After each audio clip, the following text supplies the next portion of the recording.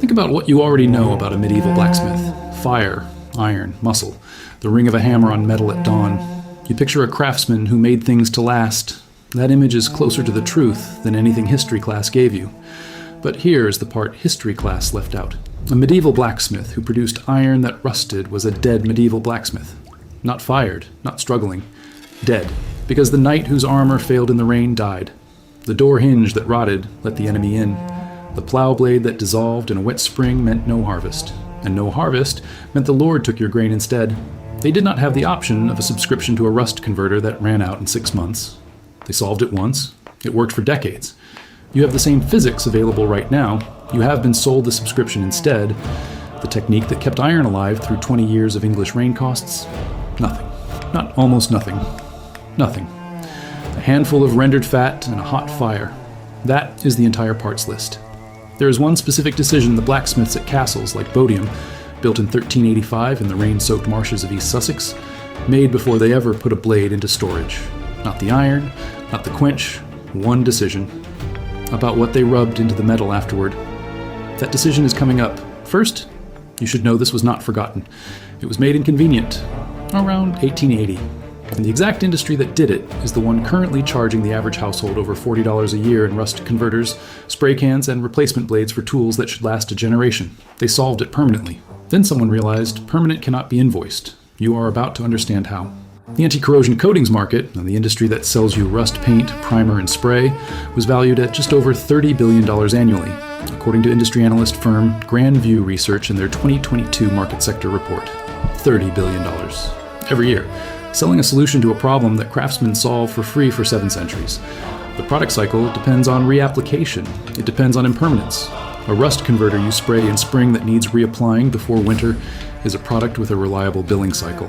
The iron hinge straps at Wells Cathedral in Somerset, documented by English Heritage as original 13th century ironwork still in service today, do not have a billing cycle. They cannot be invoiced. They are intact because the people who made them understood something about oil and heat that commercial packaging quietly buried. Not wrong, inconvenient. An intact hinge from 1250 CE cannot be sold back to you. It cannot be restocked. There's no shelf space for something that works once and never needs replacing. The billing cycle simply did not have room for free. But here is the part the industry hoped you would never ask about, how it actually worked. That is what comes next. This is not a new idea. The Romans used olive oil on iron tools. Pliny the Elder references protective oil treatments for metal in his Naturalis Historia, completed around 77 CE. Medieval craftsmen refined the technique and documented it precisely. Around 1125 CE, a Benedictine monk who called himself Theophilus Presbyter wrote a 3-volume technical manual covering every major craft of his era. The 3rd volume, De Diversis Artibus, meaning on diverse arts, is one of the most specific craft manuals to survive from medieval Europe. It describes metalworking in real procedural detail, not metaphors, not allegory, steps. Theophilus describes protecting iron surfaces using oil applied to metal that has been heated until the oil bonds into the surface. He documents the process as standard practice, not innovation, something every working smith already knew. The historian C.R. Dodwell produced an authoritative English translation of De Diversis Artibus in 1961, published by Thomas Nelson and Sons, and this text remains one of the primary records of medieval metalcraft practice in the English-speaking world. What medieval engineers understood about this, and what you are about to build for nothing, starts with one physical principle so simple it fits in a single sentence. Oil changes permanently when it meets heat. This knowledge was standard from one end of medieval Europe to the other, without a bill, without a supplier, without a service contract. The Capitulare de Villis, a royal estate management document issued under Charlemagne around 812 CE, lists flax as a required crop on every imperial estate in the Frankish kingdom. Flax is where linseed oil comes from. They were pressing it themselves every season for cloth and for oil. The byproduct was already sitting in the workshop, and almost nobody's using it. You have seen this your whole life. You just never connected the dots. Think about a well-seasoned cast iron skillet, the kind that releases eggs without butter, the kind your grandmother's pan did before she passed it down. That dark, slick, almost plastic-feeling surface is not paint. It is polymerized oil. It is linseed oil, or flaxseed oil, same plant, same chemistry, baked into the iron at high heat until the molecules cross-link into a hard, water-repelling film. Your kitchen already proves this works, every single morning. The difference is that medieval blacksmiths were applying the exact same process to axe heads and plow blades and door hinges, and getting 20 years of rain protection out of a 10-minute procedure. Think about what happens when you drizzle raw honey off a spoon slowly. It stretches, resists, stays connected. Now heat that honey until it darkens and sets hard in the pan. That change is irreversible. You cannot uncook it. Linseed oil does the same thing when heat reaches it. Liquid in, hard film out. The iron does not have a coating on top of it after this process. It has oil locked inside it. Most people who try to replicate what medieval blacksmiths did get one step wrong. It is the first step. And it is the difference between iron that holds for 40 years and iron that starts bleeding orange before the next spring is over. Here is what you need. Raw linseed oil, not boiled, not the kind in a hardware store tin with dryers and solvents added. Raw food-grade linseed oil, also sold as raw flaxseed oil in the cooking aisle of any grocery store. A half-liter bottle costs around $8 and treats more iron than most households own. If you have bacon grease in a jar on your stove, use it. Rendered beef tallow works. Any clean animal fat from your kitchen works. The medieval version used whatever came off the cooking fire. The chemistry is close enough. You need a heat source, a stove burner, a propane torch, a campfire, anything that gets metal too hot to touch. You need a lint-free cloth, old cotton t-shirt, cut it into hand-sized squares. That is genuinely it. One bottle of oil you may already have, rags from a shirt you were throwing away, a fire you already own. The total cost? $0. Here is the one thing most people get wrong. They apply the oil cold. They rub it on at room temperature, wipe off the excess, and believe they have done the job. What they have actually done is leave a thin film of oil sitting on the surface of the metal. That film oxidizes. It goes rancid. Within a season, it smells, it attracts moisture, and the rust underneath has had months to establish a foothold before you notice anything. That is not the medieval technique. That is a misreading of it. The blacksmiths who maintained Bodiam Castle's ironwork through the wet winters of the Rother Valley, where the moat that still surrounds the castle today floods the surrounding marshes every January, did not apply oil cold. They heated the iron first. The metal had to be hot enough that a wet finger held near it without touching recoiled from the heat. The same check you use on a skillet before frying. Not glowing red, not forge temperature, just too hot to touch without flinching. When you apply raw linseed oil to metal at that temperature, something different happens. The oil does not sit on the surface. It gets drawn into the microscopic pores of the iron as the metal begins to cool and contract slightly. At the same time, the heat triggers the first stage of polymerization. The oil molecules begin to cross-link, connecting to each other and to the iron beneath them, changing from a liquid into a thin, hard film. The same way an egg white changes the instant it hits a hot pan. It was liquid. Now it is not. That change cannot be undone. The iron does not have a coating on top of it. It has oil locked inside it. Water cannot displace what is already occupying the space. Let the metal heat until a drop of water flicked from your fingers onto the surface disappears instantly. Not sizzles slowly, but vanishes on contact. That is your temperature signal.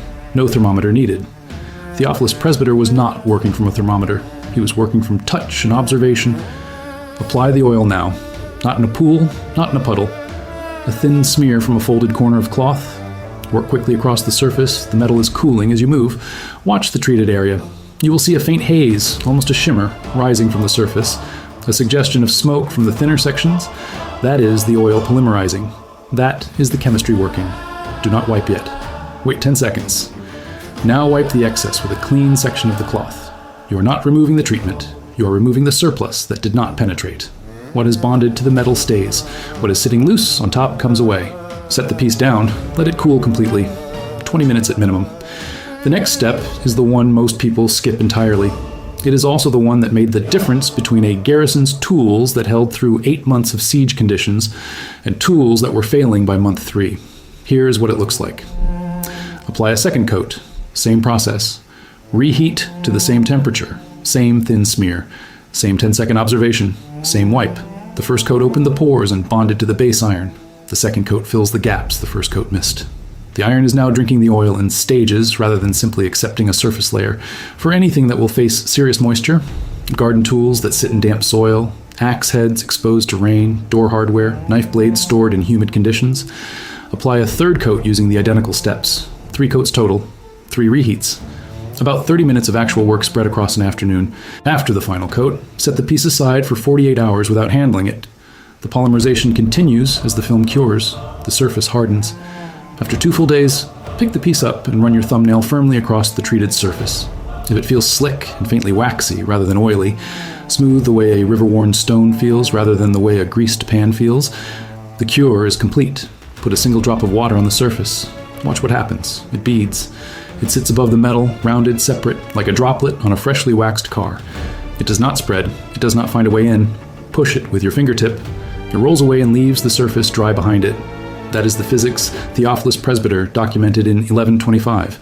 That is what the blacksmiths at Bodiam were relying on in 1385. That is what the iron straps at Wells Cathedral have been doing, quietly, in the Somerset reign since the 13th century. The physics has not changed by a single variable. Now think about what one household does with this. Every tool you own that fights rust, every hinge, every garden fork, every knife blade, every piece of cast iron you have been battling for years. One afternoon of work, $0. Done. That is one household. Think about what a family does with this across a full property.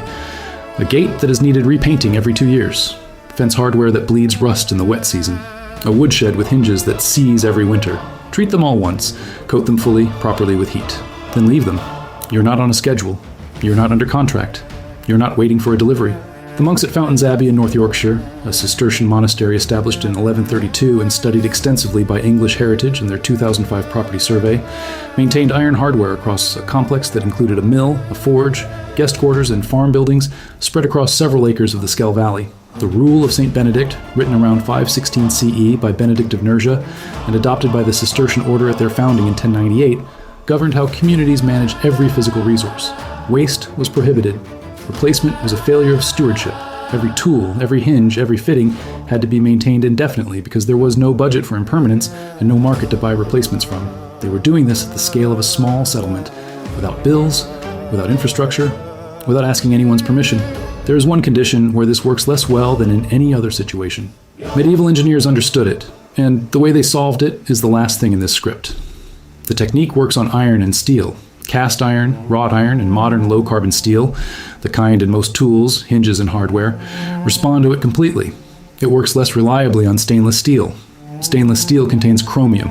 The chromium reacts with oxygen in the air to form a thin, invisible layer of chromium oxide on the surface, a self-repairing barrier that is already handling most of the rust prevention.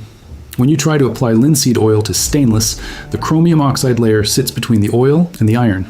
The oil cannot penetrate because the surface is already occupied. Medieval blacksmiths did not use stainless steel. It did not exist. But they understood the underlying principle without the chemistry.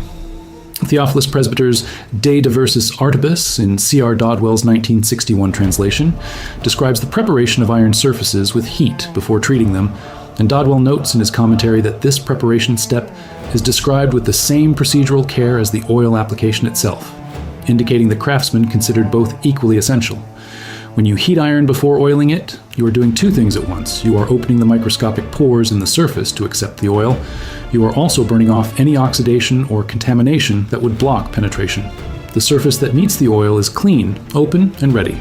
If you are working with a piece that already has surface rust, there is one preparatory step. Soak the piece in plain white vinegar for 24 hours. The acetic acid in the vinegar dissolves iron oxide, the rust, without attacking the iron beneath it. After the soak, scrub the surface with a wire brush or coarse steel wool until you reach clean gray metal. Rinse it. Dry it completely with a cloth. Then move immediately. If you let the stripped iron sit dry and exposed, it begins re-rusting within the hour. The surface you just cleaned is hungry for whatever reaches it first. Dry it, heat it, oil it, without pausing between. Speed matters at this stage. Everything else is patience. Bodiam Castle is still standing. The Rother Valley still floods in January. The East Sussex rain still finds every gap, every seam, every surface left unprotected. The iron hardware documented at Bodiam by English Heritage, original late 14th century material, is still intact. Not because someone preserved it, because the physics does not expire. Theophilus Presbyter is still right. The oil still polymerizes. What you built today does the same thing he wrote down in 1125. I do not know what brought you here. It does not matter. It works either way.